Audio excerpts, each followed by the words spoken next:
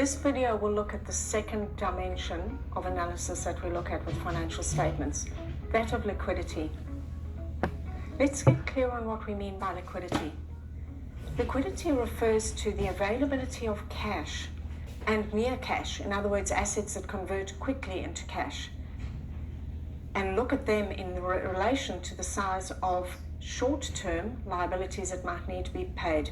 So we're looking at what's sitting in cash and what will convert soon into cash compared to what we're going to need to pay out in the short term.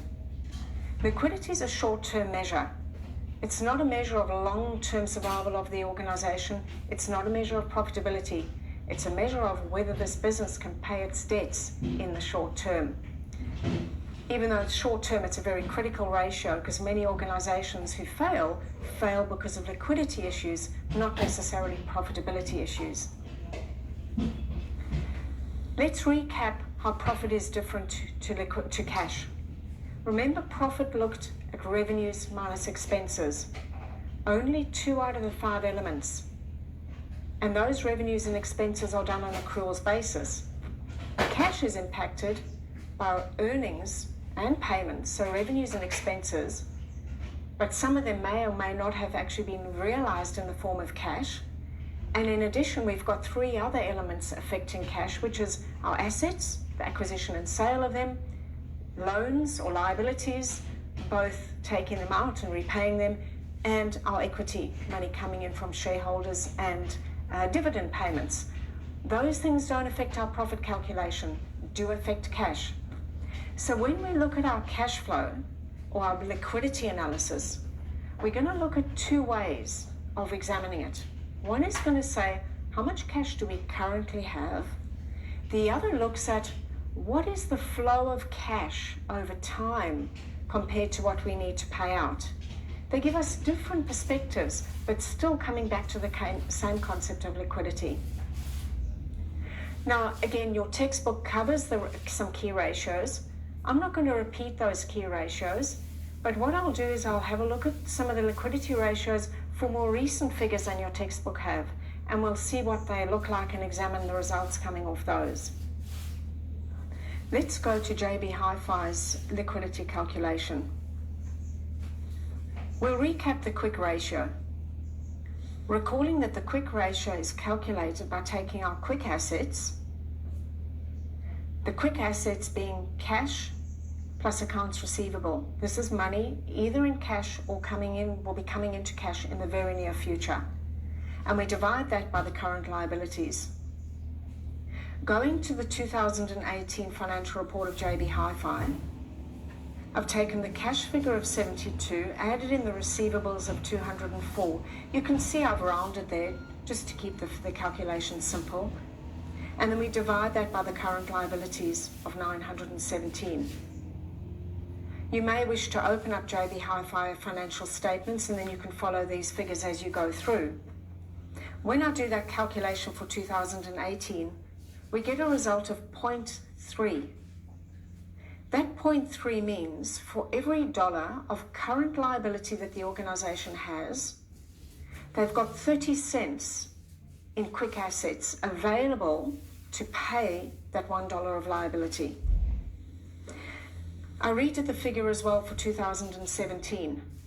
We take the 73 cash figure, add the 193 of receivables, and divide that by the current liabilities of 885. All of those figures from the balance sheet, and get a similar figure of 0.3. These are the figures that I've pulled from your textbook, which include the 2015 and 14 figure, 0.36 and 0.34. Now what we see with JB Hi-Fi, it's well below the recommended minimum of 0.8.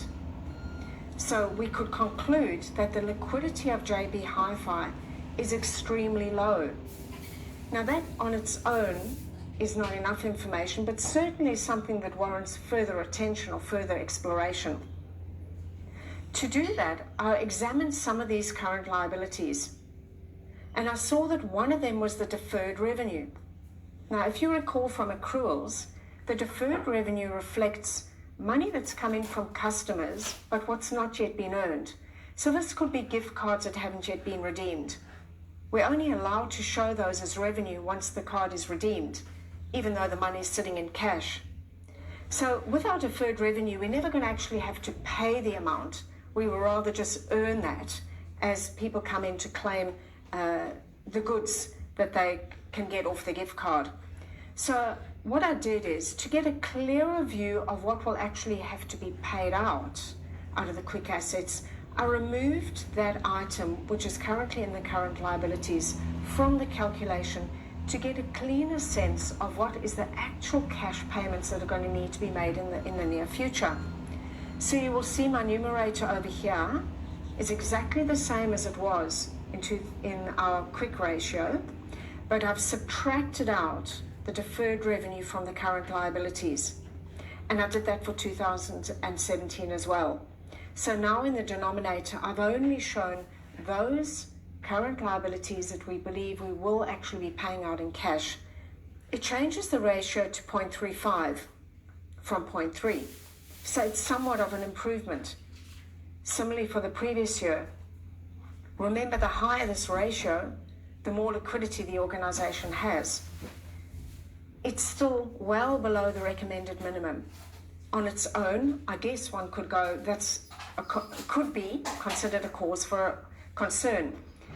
Perhaps what we could look at next, though, would be how well the organization is generating cash. And some of the other things that we could look at is how quickly is it turning its inventory. Now that will be examined in the asset efficiency ratios, so be sure to correlate this video with that one once we get to that section. What we do find is that JB Hi-Fi does turn its inventory really quickly and is generating from operations very high volumes of cash flow. So even though the landing position as at the financial year end is low in terms of the cash and the near cash, it is spinning the cash very quickly. In other words, inventory is being sold and turned over quite rapidly.